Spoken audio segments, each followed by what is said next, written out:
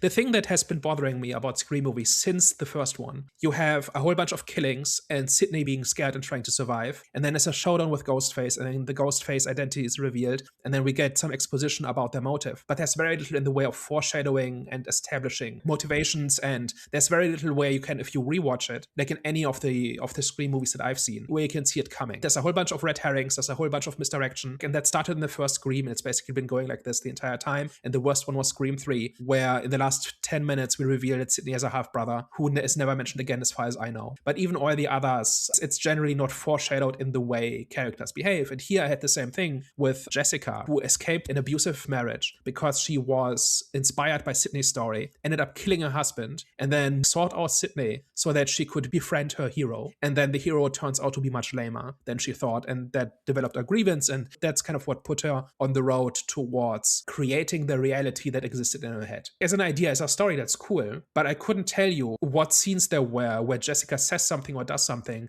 that foreshadows that as what her motivation is. Yeah. Why did you pick up on anything? No, I didn't. I think there was one talk that they had in the calf, and it was something to do with Sydney's daughter, and then she gave her like a motivational speech about kids and daughters, and I forgot what she said, but that's the only conversation I can think of where it might have had some sort of relation to her being Ghostface, but I don't think it did. They want to give you a hint that Jessica was going to be Ghostface. It was supposed to come as a surprise. I don't think that was a good strategy to go with, because like you said, foreshadowing is very important. So like I said, for me, it just felt random when she started revealing her grievances and how that manifested. There was nothing that was shown throughout the film in your character that made me think that it could be you, or made me understand why this manifestation of, you know, your grievance for her started in the first place. So that's why I thought the ending was garbage. Her revelation was garbage. It just didn't make sense to me. And none of the Scream movies have been good about this. If you go back to our original reviews of the first 3 Scream movies, it's the same thing. The villain motivation is not established or foreshadowed, and